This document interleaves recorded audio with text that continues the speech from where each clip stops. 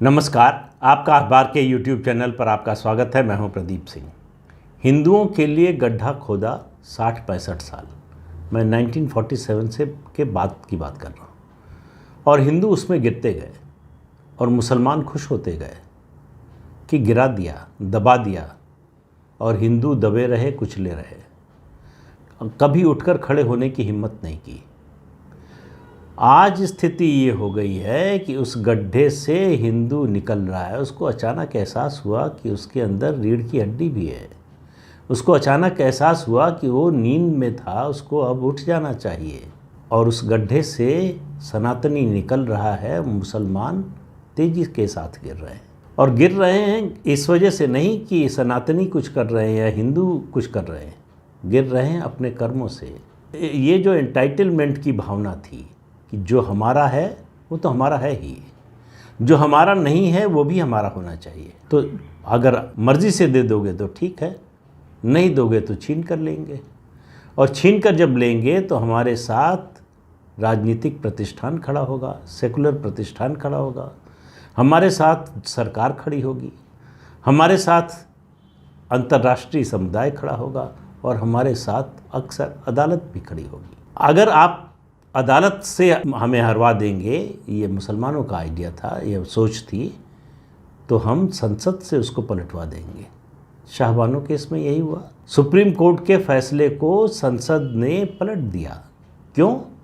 क्योंकि मौलवियों का दबाव था कि ये नहीं होना चाहिए। एक प्रगतिशील कदम जो हो सकता था, सुप्रीम कोर्ट के फैसले से न्याय मिल सकता था गरीब मुस्लिम महिलाओं को, वृद्ध महिलाओं को, तलाकशुदा महिलाओं को, उनका हक छीनने के लिए भारत की संसद का इस्तेमाल किया।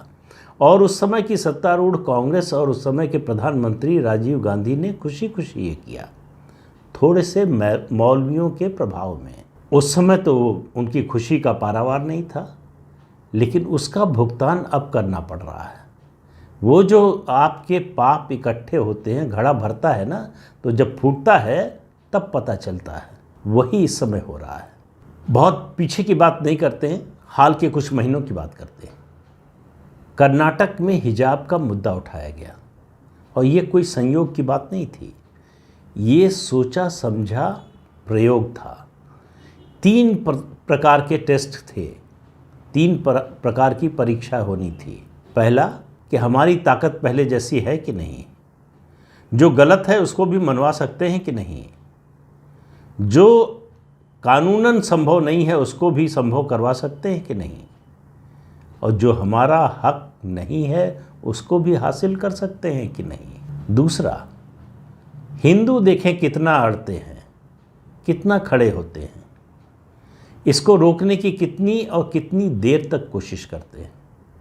और तीसरा, सरकारी प्रतिष्ठान और सेकुलर बिरादरी हमारे साथ खड़ी होगी कि नहीं।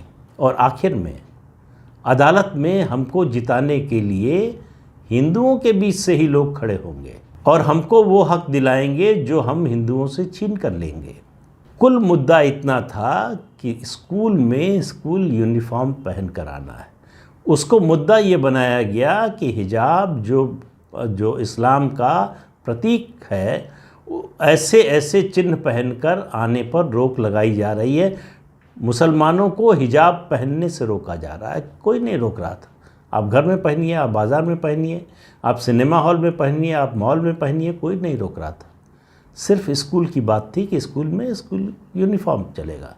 तो फिर वही मुद्दा था कि सेकुलर ब्रिगेड हमारे लिए आएगी, अड़ेगी भी और लड़ेगी भी।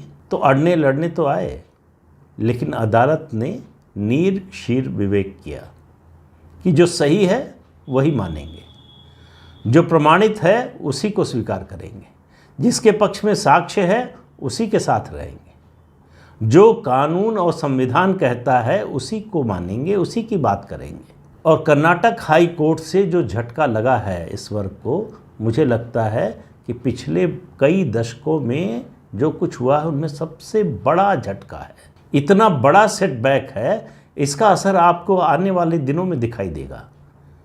अचानक उनको लगा कि सब कुछ हमारा जो बना बनाया साम्राज्य था वो ढह रहा है।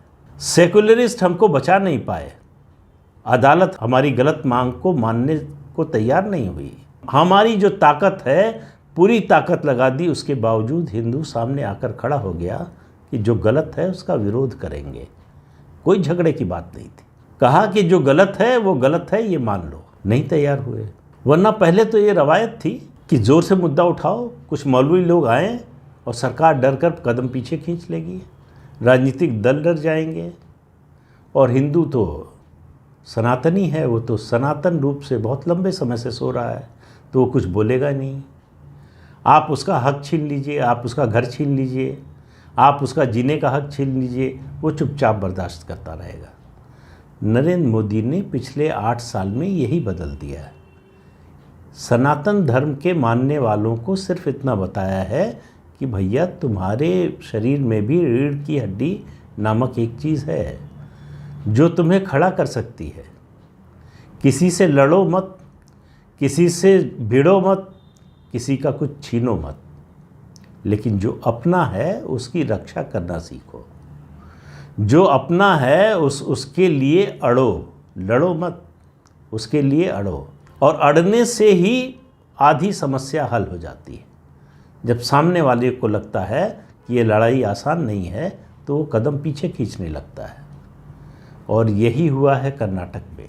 अगर मुंबई सरकार डर गई होती, अगर भारतीय जनता पार्टी डर गई होती, तो हिजाब के मुद्दे पर वो होता जो मुस्लिम मौलवी चाहते थे। लेकिन मौलवियों की नहीं चली, संविधान की चली, कानून की चली। उनका मतलब पूरे समुदाय का जो रवैया है, जो तरीका है, वो ये है कि ऐसे मुद्दे उठाओ जिन पर विवाद हो, और विवाद हो तो उसके बाद समझौता हो। समझौता में जो हमारे पास है उससे ज़्यादा मिले। ये एक ट्रेंड बन गया था, वो ट्रेंड टूट गया। कोई जो है समझौते के लिए नहीं आया। उत्तर प्रदेश जैसे संवेदनशील राज्य में जहाँ इतनी बड़ी मुस्लिम आबादी है, रमज़ान का महीना बीत गया, ईद बीती, अलविदा की नमाज बीत गई, सड़क पर कहीं नमाज नहीं हुई। 46,000 से ज़्यादा लाउड स्पीकर हटा लिए गए, खुद हटा लिए मौलवियों ने मस्जिद से। कोई किसी ने चूं तक नहीं किए।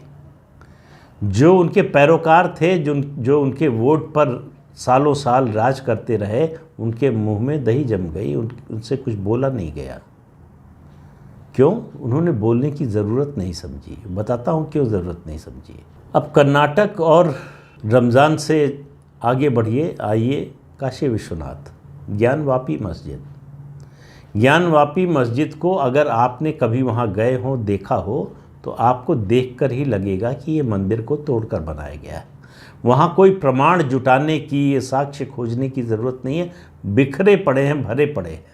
वो दीवार देखिए अगर मस्जिद की, तो उसी से आपको पता चल जाएगा कि ये मंदिर का भग्नावशेष है। उसको औरंगज़ेब ने तोड़कर मंदिर को वो मस्जिद बनवाई, और जो बचा हुआ हिस्सा था उसी से बनवाया। नाम ज्ञानवापी रखा जानबूझकर कि हिंदुओं को हमेशा याद रहे कि ये हाँ उनका मंदिर था जिसको तोड़कर हमने मस्जिद बनवाई। ये जो विजेता का अहंकार होता है, वो ज्ञानवापी मस्जिद उसका सबसे बड़ा जीता जागता नमूना है। सर्वे की बात आई, अदालत ने कहा कि सर्वे होगा, मस्जिद के अंदर भी होगा।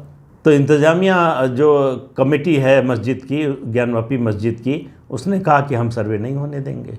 फिर जब सर्वे शुरू हो गया तो फिर कहा कि ये जो कोर्ट कमिश्नर अपॉइंट किया है आपने इसको बदलिए। अदालत ने कहा सर्वे भी होगा, कोर्ट कमिश्नर भी नहीं बदलेगा।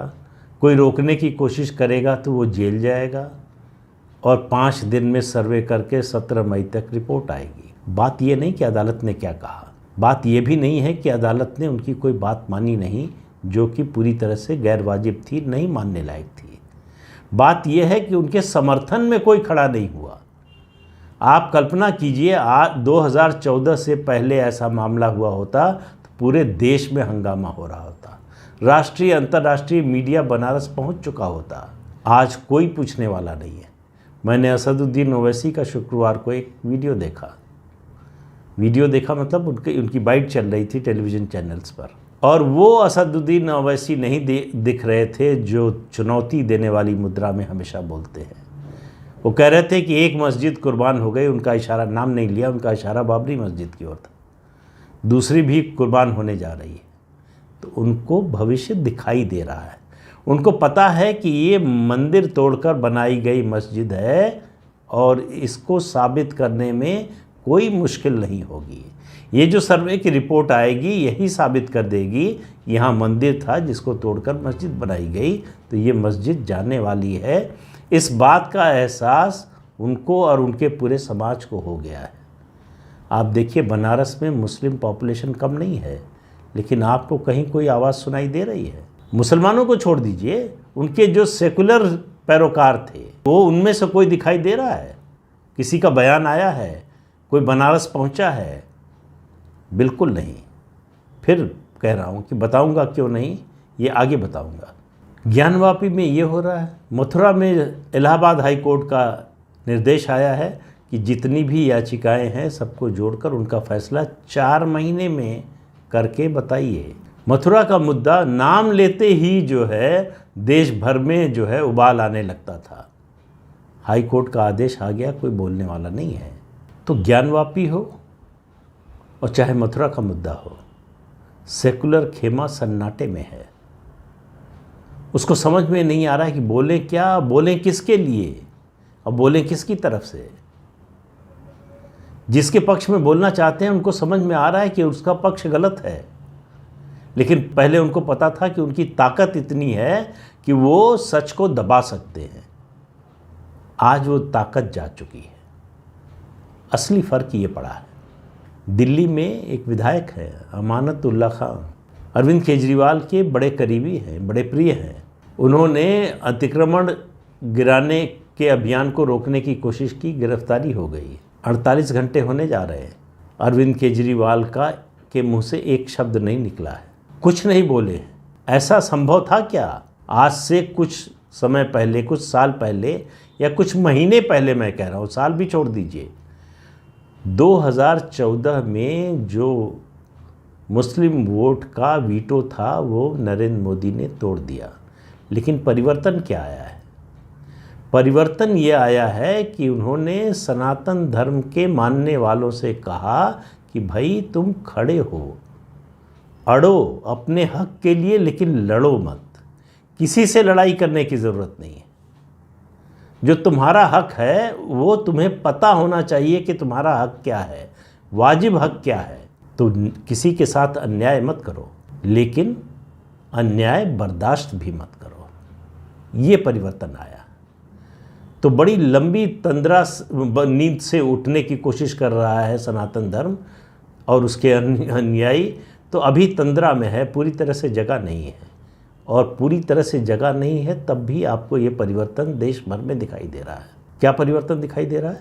जो मैं पहले कह रहा था कि आगे बताऊंगा, आगे बताऊंगा। सभी रीजनल पार्टीज़, उन्होंने ये मान लिया है कि मुसलमानों के पास हमको वोट देने के अलावा कोई और विकल्प नहीं है। तो मुस्लिम वोट का वीटो ही नहीं ख़त्म हुआ, उसका प्रीमियम भी ख़त्म हो गया। अब वो घटी दर पर है, कोई पूछने नहीं जा रहा। इन रीजनल पार्टीज़ के नेताओं को लग रहा है कि ज़रूरत क्या है, इनको मनाने की, खुश करने की, इनके तुष्टीकरण की ज़रूरत क्या है, इनके सामने विकल्प क्या है, हमको वोट देने के अलावा ये जाएंगे कहाँ। इसलिए आप देखिए कि इन मुद्दों पर, इनसे 1/100 मुद्दे पर भी जहाँ लोग जो है खड़े हो जाते थे, अब इन मुद्दों पर भी खड़े होने का साहस नहीं कर रहे हैं या उनकी इच्छा नहीं है। आप कहिए, उनको मालूम है कि मुसलमान के सामने और कोई रास्ता नहीं है उनको वोट देने के अलावा। अरविंद केजरीवाल को भी मालूम है कि दिल्ली में बीजेपी और आम आदमी पार्टी की लड़ाई है, तो मुसलमान बीजेपी को तो वोट देगा नहीं, तो हम ही को देगा। तो क्यों बोले? अमानतुल्ला खान चाहे गिरफ्तार हो, चाहे जेल जाए, चाहे उनको सज़ा हो, क्या फ़र्क पड़ता है? मुसलमान तो हम ही को वोट देगा। यही हालत सब जगह है। महाराष्ट्र में आप देखिए, एक सांसद और विधायक दंपति से कि हनुमान चालीसा पढ़ने की घोषणा से पूरी सरकार डर गई, देशद्रोह का आरोप लगा दिया। ये बदलाव है, ये बदलाव है। लेकिन अब आप कहेंगे कि राजस्थान की तो बात ही नहीं की। राजस्थान पर भी आ रहा हूँ। राजस्थान में ऐसा क्यों हो रहा है? आप कहेंगे कि भाई अशोक गहलोत की जो बाकी राज्यों की आप बात कर रहे हैं, राजस्थान में भी वही है। 9-9.5% मुश्किल से मुसलमान हैं और वहाँ 2 ही पार्टियाँ हैं, भाजपा और कांग्रेस। तो मुसलमान तो कांग्रेस को ही वोट देगा, उसके सामने तो और कोई विकल्प भी नहीं है। तो फिर क्यों अशोक गहलोत ऐसा कर रहे हैं, एंटी हिंदू स्टैंड क्यों लिया है, क्यों जो पीड़ित हिंदू हैं उन्हीं को आरोपी बना रहे हैं?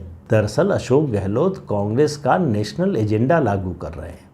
कांग्रेस के पास कोई राज्य बचा नहीं, छत्तीसगढ़ में ये संभव नहीं है, झारखंड और महाराष्ट्र में जूनियर पार्टनर हैं, बहुत जूनियर पार्टनर हैं, वहाँ कोई सुनता नहीं। तो एक ही राज्य बचा, राजस्थान, जहाँ से वो मैसेज दे सकते हैं।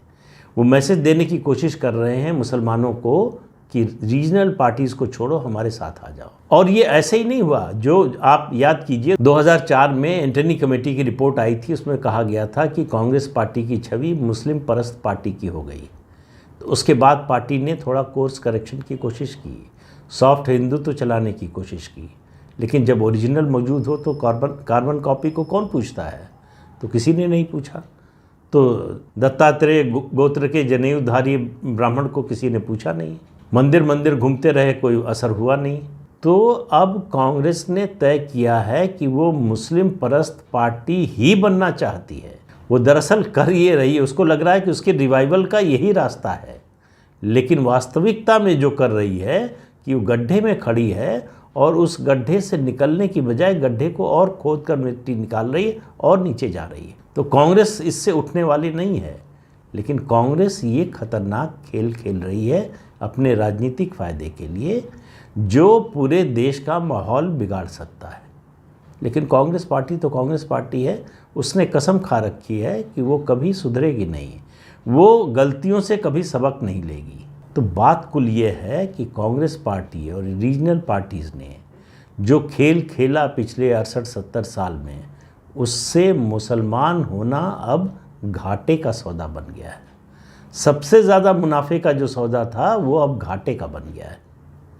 ये परिवर्तन आया है पिछले 8 साल में, और इस परिवर्तन को देखिए और समझिए, इसके दूरगामी असर को समझिए, और आने वाले दिनों में ये प्रक्रिया और तेज़ होने वाली है, ये रुकने वाली नहीं है।